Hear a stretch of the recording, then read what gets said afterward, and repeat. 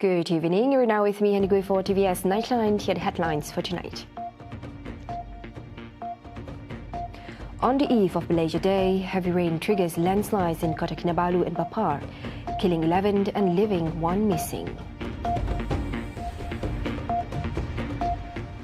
Prime Minister Datuk Seri Anwar Ibrahim approves an immediate 10 million ringgit to aid Sabah flood victims, on top of 11 million ringgit already disbursed for urgent repairs.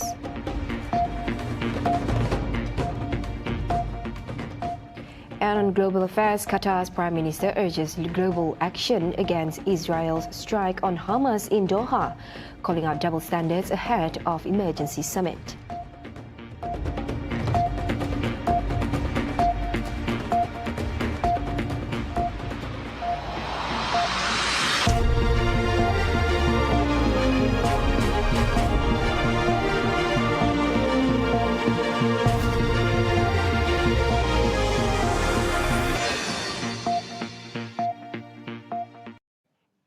Eleven people have perished and 1 remain missing after a series of landslides triggered by heavy rain struck Kota Kinabalu and Papar on the eve of Malaysia Day. The deadliest incident took place at Kampong Cendera Kasih in Kota Kinabalu, where a wooden house in a squatter settlement along a hillside was flattened, burying 11 members of a family. 4 people survived while 7 others perished. Alhamdulillah, kita telah menemui semua mangsa-mangsa yang terlibat. Yang terakhir tadi lebih kurang pukul 3.45 petang, 1 mangsa perempuan umur lingkungan 20-an telah dijumpai. Dan saya juga mengucapkan ribuan terima kasih kepada pihak bomba, pada pihak APM, KKM dan APM dalam bantuan mencari dan menyelamatkan mangsa di Kampung Cendera Kasih. Over in Papar, a landslide at 9:20 a.m. buried 3 homes in Kampong Maragang Tuntul. A mother and daughter were pulled out dead, while her young son is still missing. Less than an hour later, another landslide crashed into 3 houses in Kampong Mo'o, Kinarut, leaving a family trapped inside. A man's desperate pleas for rescue ended in tragedy when his wife and 11-year-old son were later found dead. Prime Minister Datuk Seri Anwar Ibrahim has approved an immediate 10 million ringgit allocation through the National Disaster Management Agency NATMA to aid flood victims in Sabah. This is on top of 11 million ringgit already disbursed through the state government for urgent repairs to damaged infrastructure and essential facilities. According to him, the government's immediate priority is to ensure the immediate safety, welfare and survival of flood victims. Earlier, the Sabah state government announced the cancellation of the state-level Malaysia Day celebration, which was scheduled to take place tomorrow night at Padang Merdeka due to the ongoing flooding.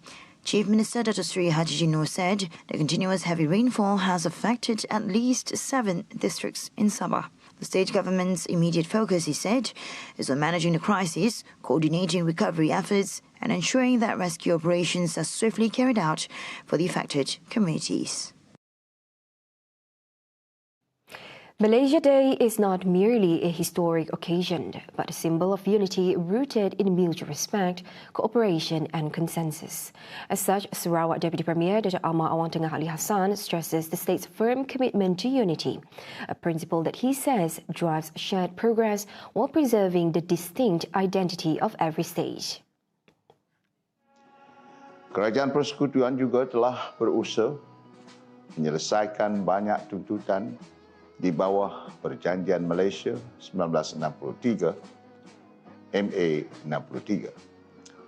Usaha ini akan diteruskan demi memastikan segala hak dan kepentingan rakyat Sarawak dapat dipenuhi dengan semangat muafakat yang sama.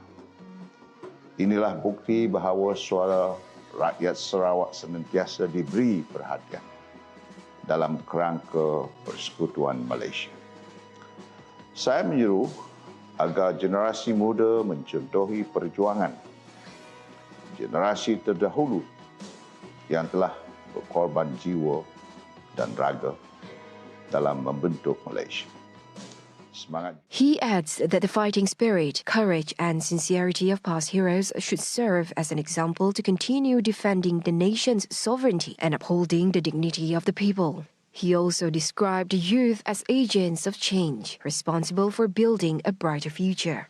Therefore, he says education, technology and green economy and inclusive social development must be prioritized for the younger generation. Sarawak Metro is expressing its readiness to collaborate with the Sarawak Petroleum Product Agents Association (SPPAA) in promoting road safety awareness. CEO Masli Mustafa welcomed the proposal by SPAA chairperson Laura Hartini Morris during a recent engagement session.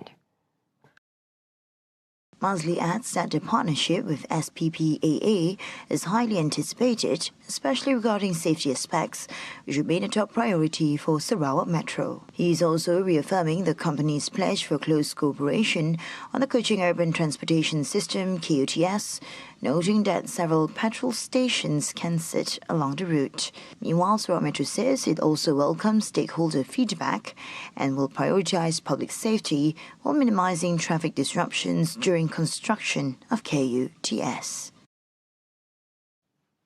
The prestigious Twins Championship 103 boxing tournament is headed to Sri Aman this November 15th. The organizers say the town was chosen as host thanks to the strong passion and support of local fans driving the sport's growth. The international tournament is set to feature top fighters from across Malaysia and beyond. Residents are being urged to pack the venue, show strong support, and witness what's expected to be a fierce showcase of martial arts. Just last August, Sri Aman's own Deloniel McDillan Bong, better known as Kilat Boy, made headlines at Twin Championship 102 in Seremban when he defeated Thailand's Nasawat. That victory crowned him WBC Asia Continental Super Bantamweight champion.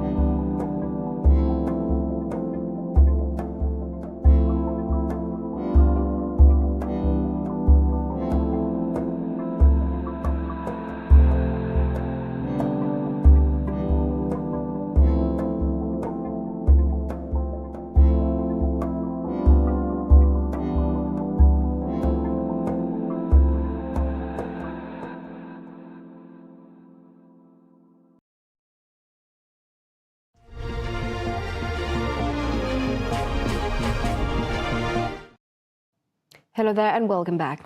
The search for a 64-year-old man who went missing after his express boat sank near San Yan Plywood, Tanjung Kungit, has entered its sixth day today.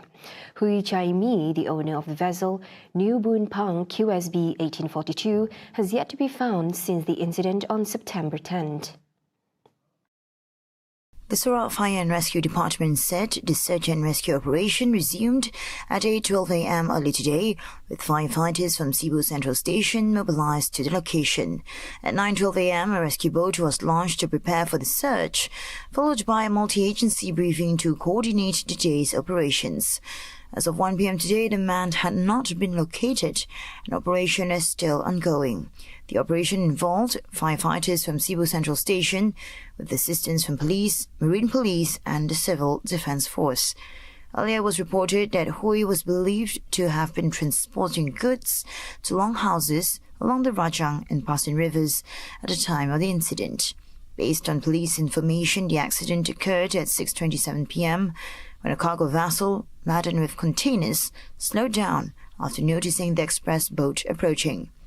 However, the express boat suddenly cut across the front of the vessel and collided with its bow before sinking.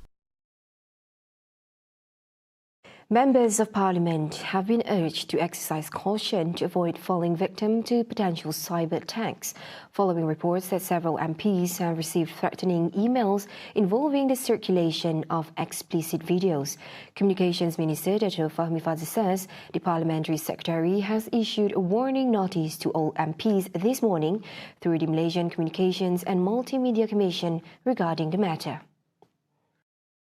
Untuk ahli-ahli parlimen supaya berhati-hati bila menerima sebarang email seperti ini, terutama yang minta untuk klik ataupun scan QR code, kerana tidak mustahil ada elemen perisian kod hasad ataupun malware yang mungkin cuba dimasukkan dalam peranti ahli-ahli parlimen. Media reports confirm that several elected representatives who received the emails include Pandan MP Datuk Sri Rafizi Ramli, Subang MP Wong Chen, Sungai Petani MP Dr. Taufik Johari, and Deputy Minister of Youth and Sports Adam Adli, among many others. Fahmi says that so far, only male elected representatives have received the threatening emails, which appear to contain identical content.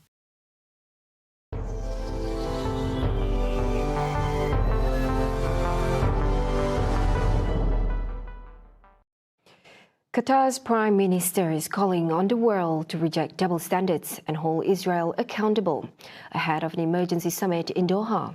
The summit follows an unprecedented Israeli strike on Hamas members inside Qatar that has already triggered global outrage, including a sharp rebuke from US President Donald Trump. لقد حان الوقت لتوقف المجتمع الدولي عن الكيل بالمعايير المزدوجة ومعاقبة إسرائيل على جميع الجرائم التي ارتكبتها. ويجب أن تعلم إسرائيل أن حرب الإبادة المستمرة التي يتعرض لها الشعب الفلسطيني الشقيق، التي تستهدف نزعه من أرضه وتهجيره قسرا من وطنه، لن تفلح مهما رددت من مزاعم لتبريرها. Arab and Islamic leaders are gathering today in a united front aimed at ramping up pressure on Israel, already under fire for the genocide and worsening humanitarian crisis in Gaza. Qatar's foreign ministry says leaders are debating a draft resolution condemning Israel's strike on Qatari soil. Those at the table include Iranian President Masoud Pezeshkian, Iraqi Prime Minister Mohammed Shia al-Sudani, Turkish President Recep Tayyip Erdogan, and Malaysia's Prime Minister Datuk Sri Anwar Ibrahim. Before heading to Doha, Pezeshkian urged Muslim countries to cut ties with Israel. و یک سری اقدامات عملی بتونیم با همدیگه اگه وحدت داشته باشیم در رابطه با مسائل اقتصادی، فرهنگی، اجتماعی، ارتباطی میشه انجام داد. میشه کشورهای اسلامی ارتباطات خودشون رو با این رژیم جعلی در حقیقت قطع کنن و تا جایی که ممکن. Meanwhile, Turkish Foreign Minister Hakan Fidan says the question of Israel's behavior is no longer just a Palestine-Israel issue, but Israeli expansionism in the region. Hamas says the group hoped that the summit would produce a decisive and unified Arab-Islamic position. In the days since the assassination of conservative activist Charlie Kirk, President Donald Trump has ramped up his attacks on the radical left, whom he blames for his friend's death and for broader political violence. Speaking to reporters before heading back to the White House, Trump vaguely said that leftist organizations are already under investigation. Well, the problem is on the left. If you look at the problem is on the left. It's not on the right, like some people like to say on the right. The problem we have is on the left. And when you look at the agitators, you look at the scum that speaks so badly of our country, the American flag burnings all over the place, that's the left, that's not the right. Trump also confirmed that he will attend Kirk's funeral next Sunday in Arizona. It was a very sad weekend in the sense that we lost a great person. I'll be going on early Sunday morning. We're going to Arizona, taking some people with us on Air Force One. Maybe you people are going to be with us, I don't know. But we're going to be going Saturday early on Sunday morning. Those were the updates on TVS Nightline. I'm Handy Gui. Thank you for watching. Have a good night.